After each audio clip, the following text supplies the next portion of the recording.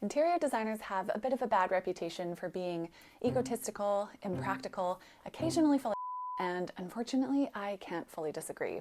After many years of training and working in this field, the list of designers I respect and admire is admittedly short. I also had a formative experience in high school when my parents renovated our family home. They hired a local hotshot designer who proved to be a tornado of a woman who bullied my mom into many bad decisions that she hated immediately and still resents to this day. It's terrible to save up for years only to be crushed by a renovation, so I wanted to share a few things to look for and ask of any designer you're thinking of working with beyond the standard questions about training, experience, budget, and timelines, because a good designer who's right for you is extremely valuable and will make your project so much more successful. The first thing you want to establish is whether you and your prospective designer share a similar sense of style. While it's possible for designers to have some breadth in their abilities, it's unlikely for anyone to pull off all the different styles equally well. Ask them to share some photos of their favorite projects or even some images from Pinterest that they love, so you can get a sense of whether you like what they like. As a follow-up, it's good to ask what happens when you disagree about ideas.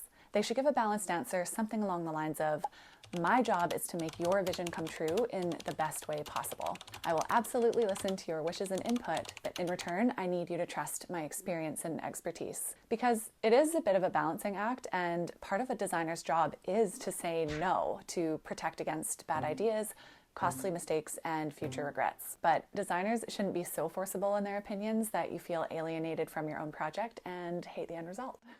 Next, I recommend asking your prospective designer how and why they got into design. Like any other field, interior design attracts people for all sorts of reasons, but unlike most other fields, the deliverables are highly visible, highly personal, and very expensive. There's so much to know about this world that is constantly changing, so I believe that to be a strong designer, you have to be deeply and genuinely invested in your trade. I was surprised throughout school by the number of students who were there because they didn't know what else to do, had an arts degree and didn't know what to do with it, or just thought, this seems fun. And while those are all legitimate reasons, design school is imbalanced and inadequate in many ways. Continuing education is necessary. I recommend looking for someone who has been attracted to design their entire lives, who feels compelled to do this type of work, and who can't imagine doing anything else. Another great question to ask before hiring someone is, what do you prioritize in your designs? But before you ask, think carefully about what's important to you so you can get a better sense of how well your priorities align. Personally, my answer would be that I value function, practicality, ergonomics, sustainability, and timeless design, that I always try balance budget with quality, and I never sacrifice any of these things for aesthetics. This is not the best answer for everyone, so you just have to be clear on what's important to you and ensure that you're on the same page as your designer. So this next little tidbit is strange but true. Most designers and architects are not taught about color in school in any useful or meaningful way. And no, that wasn't just me. I completed a well-regarded and accredited design program, and I've talked to so many other designers and architects from all over who didn't receive adequate color training in school. Some of them acknowledge this as their greatest weakness, but most don't even realize it's an issue.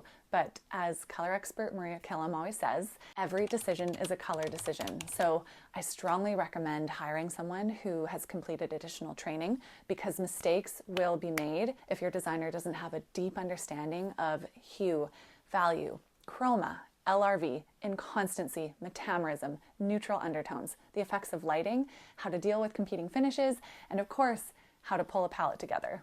On a similar note, another simple yet revealing question you can ask your prospective designer is when they choose paint colors. Most will say, near the beginning, or don't worry, I use neutrals that go with everything. But both these answers are wrong. First of all, there's no such thing as a magical neutral that goes with everything. Your home's new or existing finishes and furniture will dictate exactly which shade of white, cream, beige, grayish, gray, or taupe should go on your walls and cabinets. This is why, whenever possible, paint colors should be selected dead last, because there are 1,000,001 paint colors out there, but your finish and furniture selections are much more limited, so those should be selected first and your paint selected to match.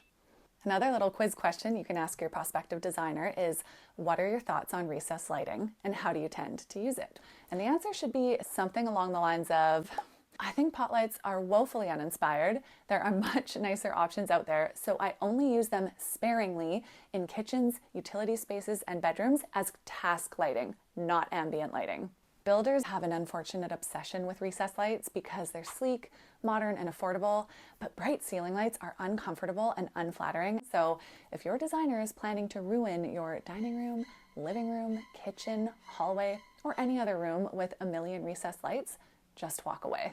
Okay, now my final and very important tip is that your designer should be able to explain their decision-making in a concise and coherent way. Because the thing about good design and color selection is that it is firmly grounded in common sense, logic, ergonomics, design principles, and sensory intuition. So if you're feeling uneasy about a decision and your designer can't explain it in a way that actually makes sense, they're probably just making up. And if you're constantly second-guessing your designer, they may not know what they're doing, or you may just not be right for each other. And this brings me to our final point, how to be a good client. Being a great client will help your designer do great work. The best clients give their designers enough direction and input to successfully guide the design without pushing into the designer's lane.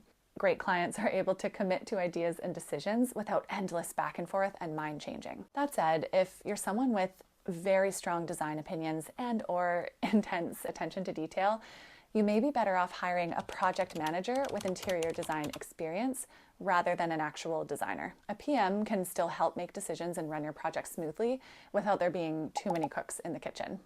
I understand what a huge commitment it is to remodel your home or build from the ground up. So I hope this video gives you some ideas about the types of things you can ask your designer before taking the plunge. Having a thoughtful conversation before starting any work can avoid some major issues down the line and set everyone up for success. If you want a copy of these questions on hand, I included a link down below. So good luck with your project and see you next time.